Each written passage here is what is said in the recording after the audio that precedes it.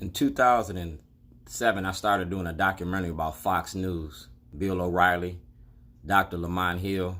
It was about the race and the racism that you do on your programming. I got Fox45 since I started here in 1998. I'm an independent filmmaker, I'm a caterer, and I'm an activist. And I'm showing how Fox45 distorts the truth, denies the truth to be told. They spin doctors, they like to spin masters. So like I said, it was a documentary about race and racism and the role that the media plays in misinformation. Fox45, WBAL, Jane Miller, Barry Sims, Kai Jackson, Mary Mubala, yeah, Vic Carter. Because y'all demonize Black America and y'all keep that fear alive through your stations. Like the 13th Amendment. Racism doesn't work without Black cooperation. And racism doesn't work unless you instill that fear.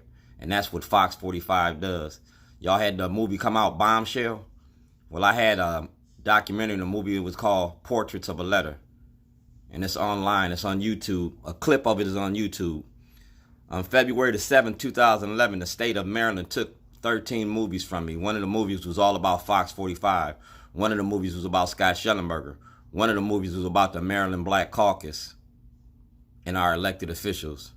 Because racism don't work without Black cooperation. And that's Fox45 this morning. All right. 6:48. To dismantle the master's house, you got to use the master's tools. And that's what I use. I use social media for social change. Facebook, YouTube, and Twitter. Instagram, MySpace. And I stay in your face.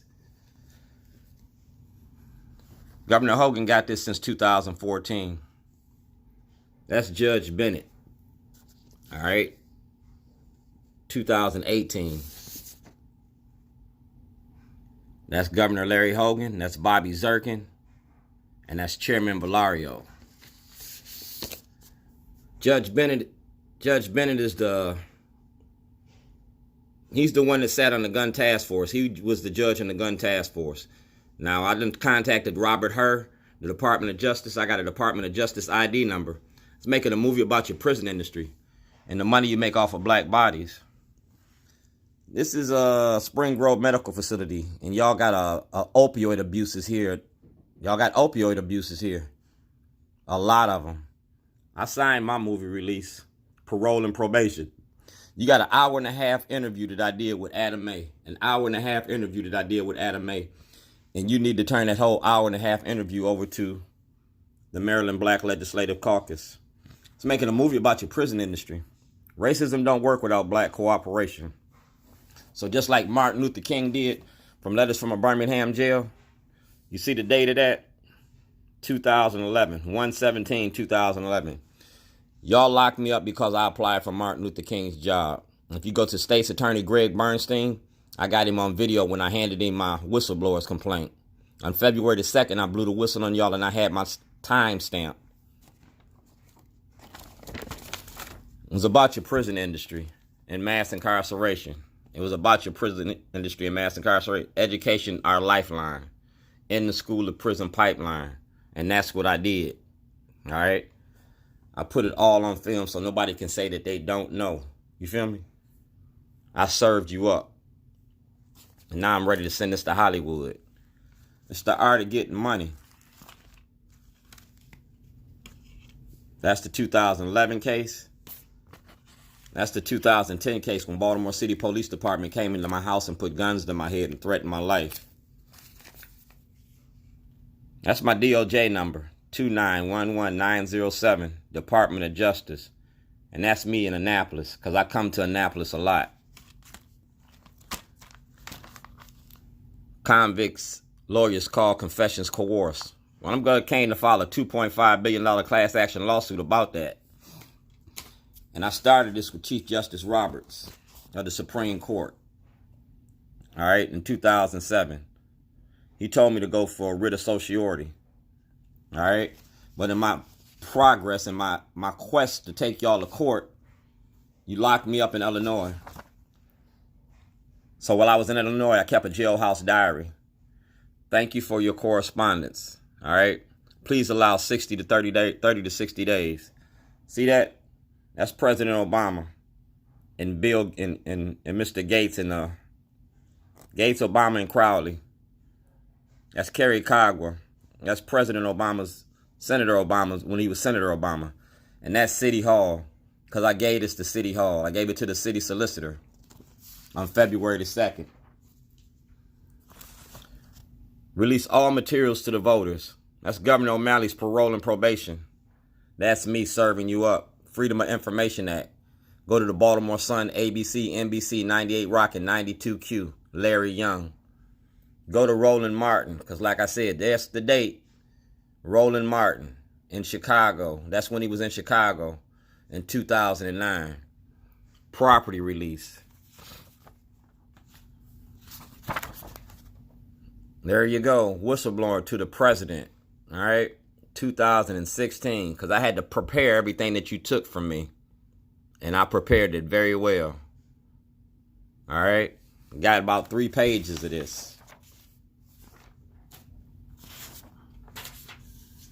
Everything is timed and dated. Documented. All right. Department of Justice. October 2016. All right. I was informed by it. All right. So I got y'all where I want y'all. I'm a community activist. I'm the founding member of the Baltimore Block. Read about us.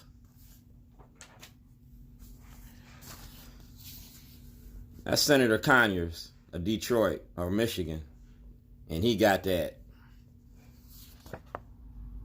That's Peter Francott and the controller, Brian Frost, Attorney General, because I was kidnapped by the state and I asked for my property back. February through June of 2008. Knowingly accepted forged checks from December of 2007 to June of 2008. Jake, which was fired in November of 2007. My store should have been closed in January of 2008. That's notarized. I got sole proprietorship. I'm the owner, the operator, all that. You feel me? Y'all permitted them to make money off of me. But y'all didn't do this the right way because y'all told me to file criminal charges, and I did. All right? And it says it right here. If you suspect fraud in the federal tax returns, police department. I filed with the police department. I filed with the Department of Justice. I filed with everybody, but nobody want to take this case because it involves 52 politicians. It involves a lot of people. It involves a lot of cases that's going to be reversed and remanded because you illegally incarcerated black bodies in Baltimore. Like I said, I'm the owner, the president, the vice president, the treasurer, the secretary. All that is me. I need a vice president. I really don't need it. But I'm out $2.6 million. I was insured when I was incarcerated. And nobody could touch my property. Nobody could run my property. My licenses and insurance was under my name. And Governor Hogan, Al Redmer, y'all participated in this fraud in the court because you got a lot of money coming from the insurance companies. Yeah. They spend a lot of money in Annapolis and they put a lot of money in your pockets. We're going to talk about Senator Kelly. We're going to talk about Kelly Insurance. And we're going to talk about these checks because, like I said, I was locked up in another state. You seen it. I was locked up in 2008. That's not my signature. That's not my signature. That's not my signature. All right? And that's James Hammond. That's for rent. And I didn't have a lease on that property. You canceled my lease in February of 2008, but you were still writing checks off my account. And that's Bank of America. All right? So we talking about crime and justice? We talking about crime and justice. That's Bank of America. Shorty's Rib Shack. And I gave this to Fox45. So we're going to see if Fox45 report the news. Tell the truth and shame the devil. Because like I said, I made a documentary all about Fox45. It's called Portraits of a Letter. It's on YouTube.